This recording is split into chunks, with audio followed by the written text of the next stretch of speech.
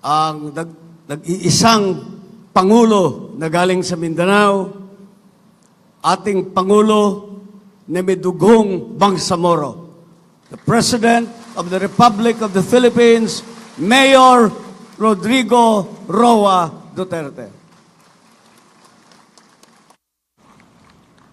Kindly sit down. Thank you for your courtesy. Pagka maranaw ko, ganun lang. Medyo salula.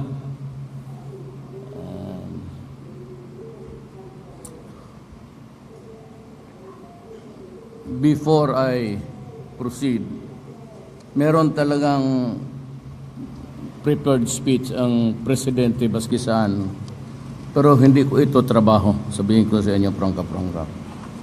At as important as reconfiguring the territory, the local, it is not good just to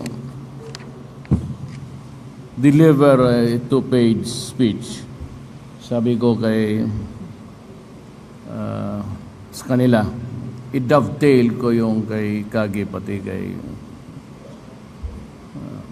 sa dumadaang mga speeches. But before that, I'd like to acknowledge the presence of excellencies of the Diplomatic Corps, Defense Secretary Delfin Lorenzana, Presidential Advisor on Peace Process Jesus Dureza, Presidential Spokesman Harry Roque, and other members of the Cabinet. Baka hindi nyo na bagong kilala natin si Secretary Roque, formerly a congressman. He's now the Bangsamoro Transition Commission Chair, Gadzali Jafar, Armed Regional Governor Mujib Hatamin,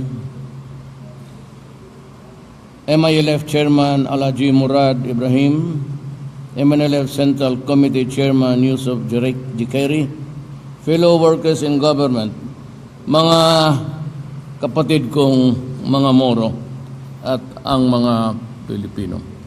I'd like to address myself to the nation this time. I plead to all Filipinos listening now to understand the problem and maybe, just ponder on it and sleep on it tonight, and maybe you'd be enlightened because of what we are now trying to solve is one of the hardest in my administration. Maybe the hardest of them all. But as I have promised, as a centerpiece of my election was really the federal setup of government. And one we're talking about now, limited to the issues, as far as I'm concerned, actually what is at stake here is the preservation of the Filipino Republic and to correct historical injustice, was and still is. But let me discuss with you the second issue. Historical injustice. When was it? Well, many, many centuries ago. Before the coming of the imperialists, as we are now and had been before, we are brothers and sisters of the Malay race. As a matter of fact, study maybe a little bit about the history of the migration, we belong to this Sri Visayas Empire of the Malay race. But about so many centuries ago, 500 I would say, till now, you reckon the years, the Spaniards came and colonized us for 400 years. Then the Americans came and stayed there for 50 years. We were a subjugated people. Well, I do not have an issue with God Allah. God Allah is perfect. He charts the destiny of men and nation. But somehow we humans must contribute our sweat towards the realization of God Allah wants us to do. Yan ang nandito ngayon. The historical injustice began when we were slaves of other nations. Hindi ito ngayon lang. And over the years, naturally, I said, with the coming of religions, I have nothing. I said, I do not have an issue with any particular religion. It's up to us human beings to make the most out of it. Now, itong problema ng ating bayan, inabot ito over the periods of years. And oppression, and violence, and unnecessary killing, sometimes for no reason at all. It has bugged this nation for so long a time. Mindanao was taken over first by the Spaniards, then the Americans came and introduced the system of governance in the island of Mindanao. Used to be ruled by one department of Mindanao. And in the process invited other tribes to come here and enjoy the fertile land. No problem with that, actually. Mindanao at that time was so big that you cannot even measure it by any yardstick or a device of measurement. Malaki. And I suppose that there was really no animosity because of our color and our culture, and even in the dialect. But somehow, the imperialism created a monster by giving away the lands and adopting, I said, yung mga homestead, yung mga cadastral land. And sadly, to the exclusion of many. And most of them who were left behind or left out were really the Lumads here and most of the Moro people. And over time, it created, he said, a monster that defied for a piece of real estate here and there, created wars amongst us and killing. Yung Moro ho, at nakikinig kayong mga kababayan ko, naiwan, kinuha yung mga ancestral land. They were the first. Actually, if you are not a Moro, if you are a Christian, then you cannot be a native of Mindanao.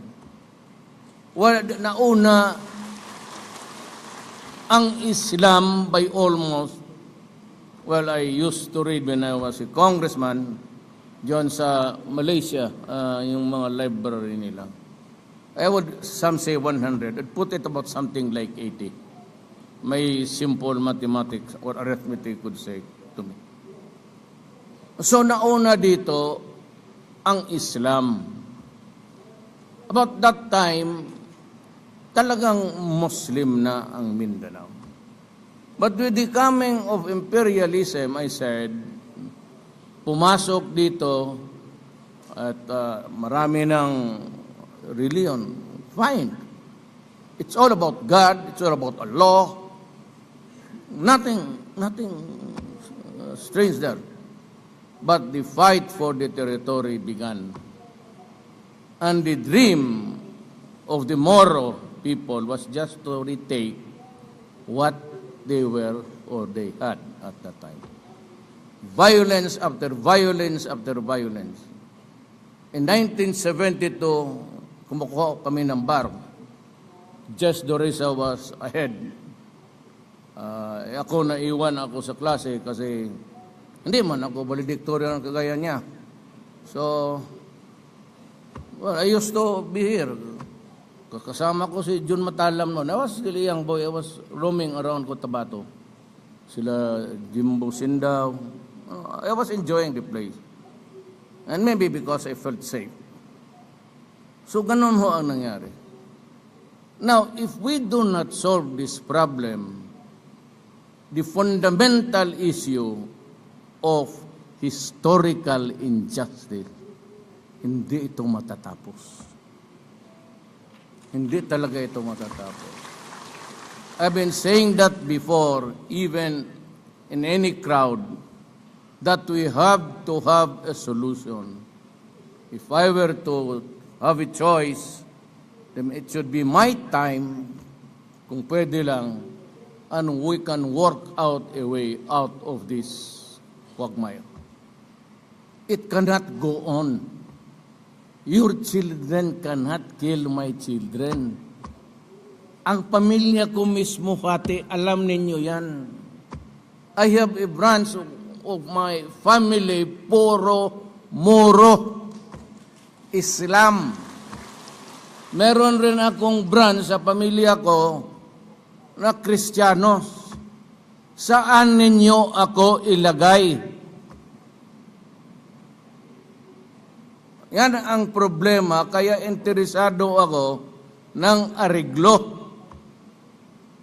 Kung maaari lang sana, let's talk about peace, peace and peace. As we build and build and build our country. Nothing wrong with that. It's a matter of talking.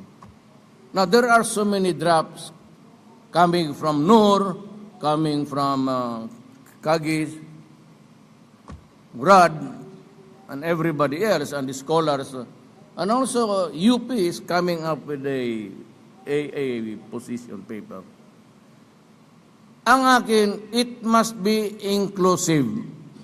Lahat, walang maiwan dito sa peace talks na ito. The MILF, the MNLF, lahat na lumad, kailangan kasali. But I will now state my condition. I will work very hard for it. I will ask Congress to a special session just to hear you talk about this in Congress. Sabi ko, ito, sagrado to. Importante to. At mahalaga to because it would involve eventually, if the people wills it, a new structure for the entire country.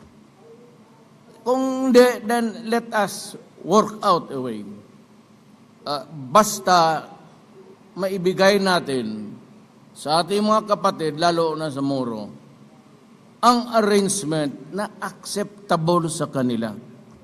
Alam ko, realist kayo. At wala namang umaangkin dito sa mundong ito. We are all passing temporarily in this planet. In the end, it's always towards what is heaven for the Christians and for the Muslims. Wala ba tayong we fight there, we kill each other? Then if we are in heaven, what are we supposed to do? It's ever so temporary, mind you. So let us work on the historical issues.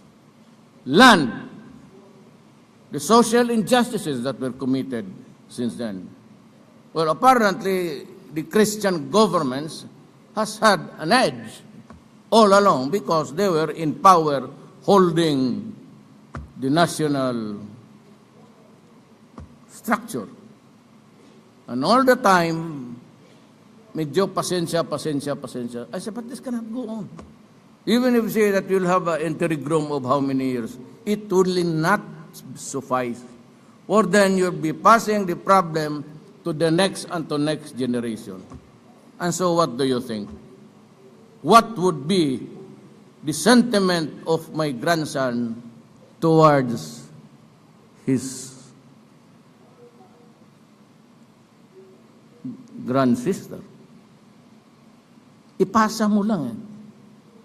Ngayon, nandito na ako, I made it a centerpiece. Of course, not all the time.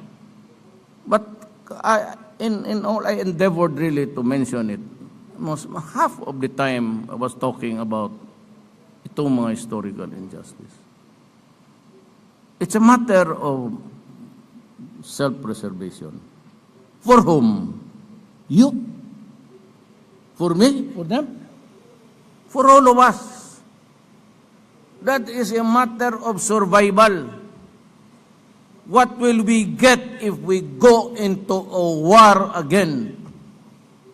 With the coming of the ISIS, the taking of the name of Allah in vain, killing people, destruction, violence, along is what is. Look what happened to the Middle East. They say that, there's a lot of theories about who's responsible. But, we cannot go back in time.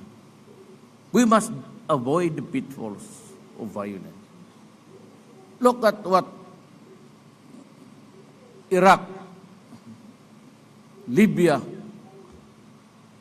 Syria, once the thriving center of the Muslim faith. Tingnan mo. Where is ISIS now? It's on the edge. And I've been telling you, if they lose the land base, they will scatter. And why would we allow barbarians to come here and destroy our way of life? We are not even a mix of Arabs. We are Malay. Now, if you want to change the Filipino Philippines because of King Philip, it's fine with me. It's a matter of renaming everyone in the Constitution. Because Magellan came here, and he said, I discover for the King of Spain, Philip, and I will name this island the Philippines. Maswerte ka. Makita ka na lupa, tapos iyo na. Name Philippines. But that is just a name of it. We can always do away with it in due time. I'm sure our children would somehow, Filipino and Christians would correct this kind of Philippines. It's box of imperialism. That's why have you ever me call Malacanang Palace? I see my office. I don't really sitting there and to remember that my predecessors were all, well, almost half of it were aliens and the conquistadores. Hindi ako naliligahe. Baka akala nyo kayo lang ang masakit. I do not say Malacanang Palace. I just say, see me at my office, in my office. Hindi ako nagtatang palace. Hindi na panahon ito ng... So that is correction of the social injustice or the outright injustice, and then crafting something which would preserve the lives of Filipinos. But I will only work with one thing in mind. There must be one nation for all and one republic for all, a republic of the Philippines for all of us, Moro and Christians alike. Yan ang hindi ko maibigay. Now, I am doing everything to avoid a breakage or fissure somehow in Mindanao. I'm going to walk the hundreds of miles, not the mile, as a first step. But there has to be a condition that is for all. The Republic of the Philippines must be one, and the preservation of all Filipinos, Christian, Muslims, and all, must be there to unite us. then we will be happy in the goodness of the fullness of God's time. I am sure it is just a simple equation of correcting an injustice, redistributing whatever is just compensation and all. But these are all legislation. It can come later. But the basics must be there. And there must be autonomy. And you must be allowed to enjoy all your natural resources. Pero naman, maghingi ako ng konti. Paano ko patakbuhin ng Malacanang? Wala ba na akong pera kung hindi sa taxpayer? Konti lang. You can enjoy 60-40 or 90-10 or whatever. But we must, I said, have only one. I cannot bargain it away. I cannot give, I told the communists, and I'm telling it to you all now, that I cannot give what I do not own. Inyo lahat yan eh, it's for the Filipino people. You decide. Not me. Pero ako, I'm just stating na to the other tribes in Luzon, Visayas, kawalang mga Bisaya, sabtana ninyo. Wala noon tamangilog kay giimbitar ta. Pumunta kayo ng Mindanao because it's fertile and everything. And I said, ang Mindanao ni Adto dako, malaki ang Mindanao. It was a vast expanse of land. But Mindanao na, we are now on the fourth industrial revolution.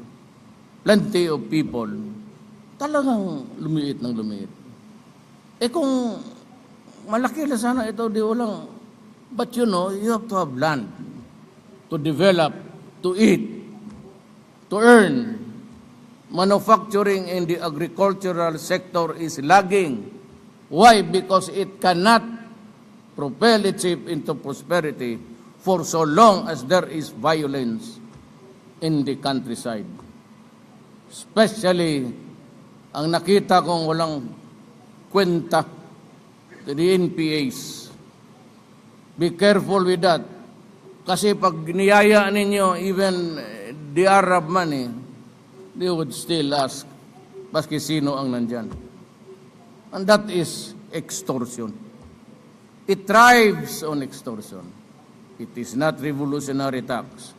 Ilang beses kinakita dito sinusunog yung mga sasakyan. You think it's done by the Moro here? Of course not. I should know it. Sila nagsusunog ng mga ano dito. And even in your territories. It behooves upon the Moro, all of you, and us, to maintain that kind of peace that we desire. Because pagdating ng panahon, when we are given the empowerment now to run our lives, run your own economy, create your own gross domestic product locally, magkakaproblema kayo niyan eh. And even the terrorists. Then you'll just have to go to war again. We tried another war and we have to deal with another war. But we were willing to talk peace. But for the communists, let me be very clear. One republic, no coalition. Government must be the sole authority, and we exercise it. After all, we'll have the election. You'll have the elected leaders. Whether you like it or not, you must be represented in Congress. Walang problema yan. So ang proposal ko ganito, I will ask Congress, I said, one day, one session, Nur, Kagi, and all should be there to present their platform. And then we will work out if it's not in consonance with each other, then we work out, but at least Congress and the Filipino people should be given a day to hear you out on what we intend to do. Me, I support you. That is my promise. Do not ever question me.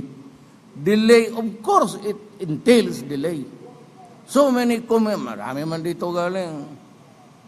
Nabili, sir. Jesus Dores, sir. You've been congressman. Ala, ayan, si Toto. Alaman ninyo. It takes forever to move. Somebody has to push it. Because there are, alam mo na, thousands of concerns. But I will impress upon them that you have to devote even 1 day or 2 days. Hear them out. Hear us from Mindanao. Ako taga roon. Ako, sabi ko, kasali ako dito sa gulo pag hindi ito na-ariglo. So, and I would be blamed by you and by many. Sabi nitong gago na to. Sabi niya, he will work it out. And that is why I will work it out. Tapos, ipakita ko sa inyo, talagang hindi workout exercise. Talagang I will work on it. And at least give you the idea of how the effort goes along. What you need is to be heard. I said, one, just do simple in the equation. That is correct injustice committed against the Moro people and all of the Lumads here. Second is to preserve the republic. That is all there is to it.